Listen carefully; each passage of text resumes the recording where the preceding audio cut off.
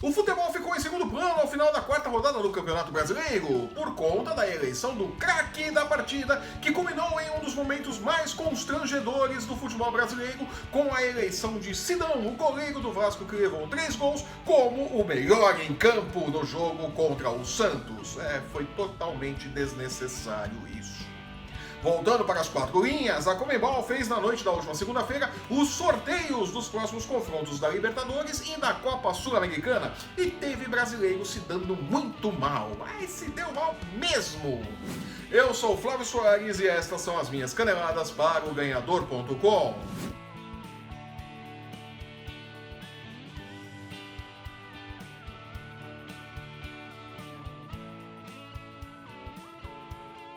As redes sensuais nasceram em um dia e 10 minutos depois nasceu o troll da internet.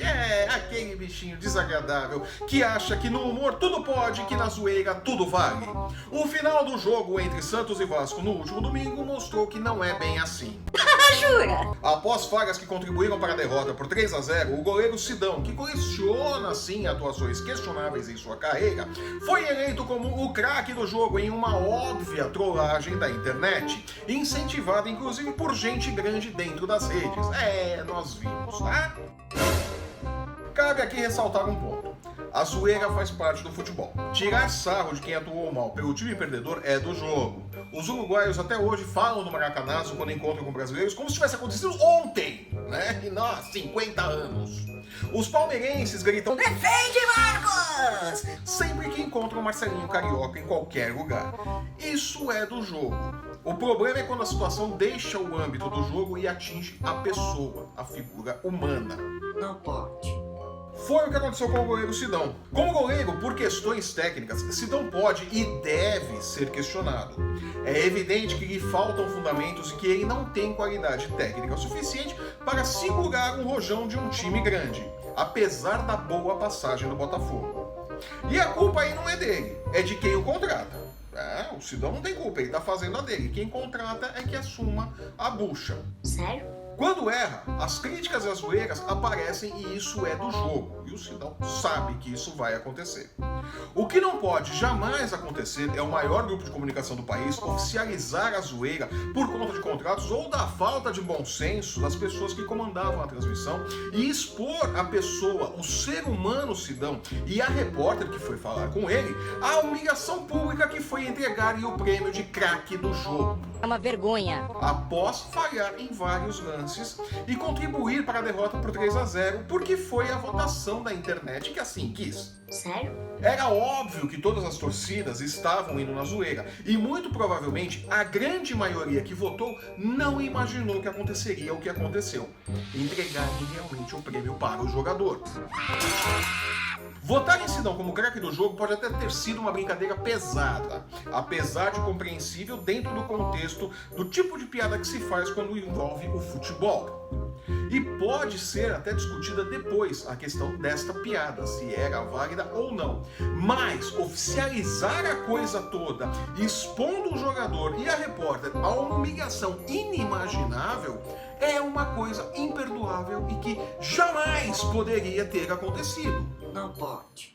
Sidão, apesar de tudo, saiu de cabeça erguida do episódio, como tem que ser, aliás.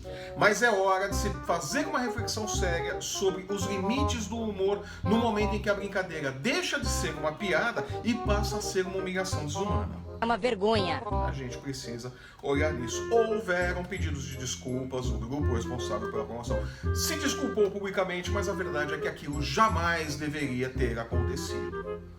Qualquer um com bom senso veria que estava errado, muito errado. A solidariedade aí ao Sidão.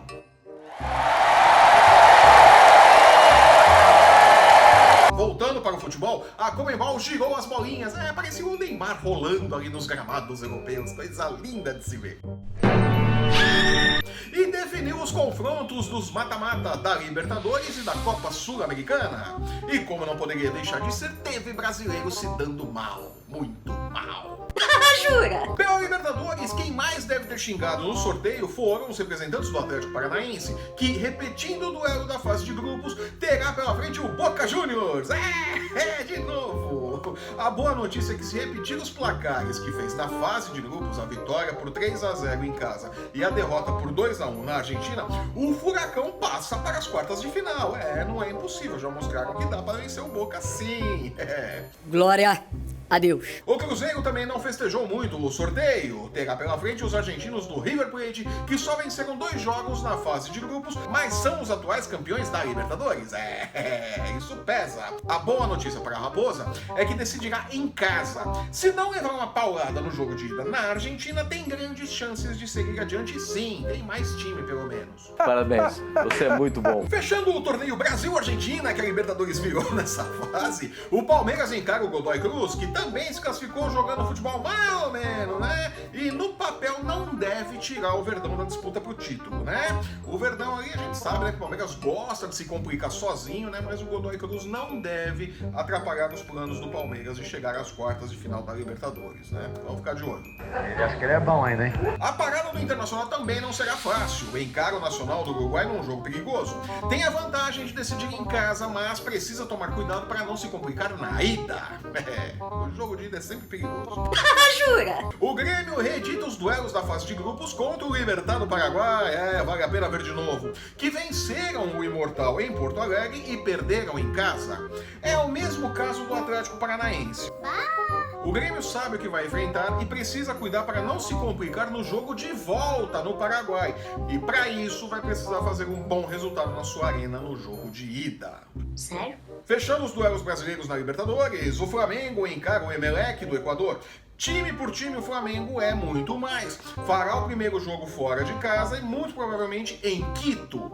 Vai ter que se poupar por causa da altitude, né? E tentar não levar gols, né? Para poder definir a vaga com tranquilidade no jogo de volta lá no Maracanã diante da sua torcida, né? O Flamengo, com todos os problemas que tem, ainda é mais time que o Emelec, também não deve ter problemas para se classificar. É pra glorificar-te, Pedres! Pela Copa Sul-Americana, decidindo a vaga em casa, o Fluminense vai encarar o Atlético Nacional da Colômbia e tem grandes chances de seguir vivo na competição, né? Mas precisa parar de perder tanto gol, né? Como perde gol esse time do Fluminense? Nossa Senhora!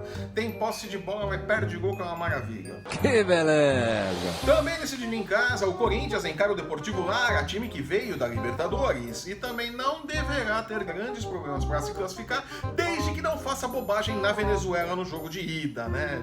Sabendo que jogar lá na Venezuela é complicado por vários motivos, né? Nem todos relacionados ao futebol. Vamos ver como é que vai ser esse joguinho aí. O Atlético Mineiro vai encarar a Unión de Calera do Chile e, se continuar sem um técnico efetivo, corre o risco de ficar pelo caminho, né? Vai lembrar que, sob o comando interino, o Galo não se encontrou em campo no jogo contra o Palmeiras, primeiro grande desafio do Galo no Brasileirão, né? Pela 4ª rodada, e sofreu a sua primeira derrota na competição, perdeu ali os 100% de aproveitamento, né? O Atlético Mineiro é aquele negócio, antes de pensar em querer ganhar a Sul-Americana, querer ganhar brasileiro e tal, tem que arrumar a casa, né? Tem que arrumar um técnico, fazer um projeto ali e resolver o que quer da vida, né? Não dá pra ficar demitindo o técnico também do jeito que o Galo demite, né? Tá colhendo os frutos agora. Sério? E fechando com os brasileiros na Sul-Americana, o Botafogo, subindo de produção, vai medir forças com o Sol de América do Paraguai e tem grandes chances de seguir vivo na competição também, se continuar aí jogando esse futebol por uma bola, né? Joga por uma bola, faz o gol, se fecha na defesa e garante o resultado, né? Pode ser uma estratégiazinha feia, mas tá dando resultado com o Botafogo, né?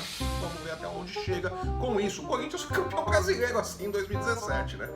É uma vergonha. A bola dará o veredito. Parabéns, você é muito bom. E com esse comentário rápido sobre os mata-mata da Libertadores e da Conmebol, eu fico por aqui. Eu sou Flávio Soares e estas foram as minhas caneladas para o Ganhador.com. Chega! Chega! Chega! Chega! Se você está assistindo esse programa pelo YouTube, aproveite, assine o nosso canal e não perca nossos programas sobre NFL, UFC, basquete e MMA. Acesse o ganhador.com e não perca um lance do seu esporte favorito e fique por dentro nas nossas dicas de apostas para as principais competições esportivas do mundo. Assine o nosso canal, deixe seu curtir e seu comentário e siga o Ganhador no Facebook, no Instagram e no Twitter e não perca um lance do seu esporte preferido. Os links estão no post que acompanha este vídeo. Eu volto na próxima sexta-feira com as dicas de apostas para os jogos da quinta rodada do Campeonato Brasileiro. E para você que não viu o último programa, acertamos muito, viu? É com você mesmo que eu tô falando. Até lá! Tchau.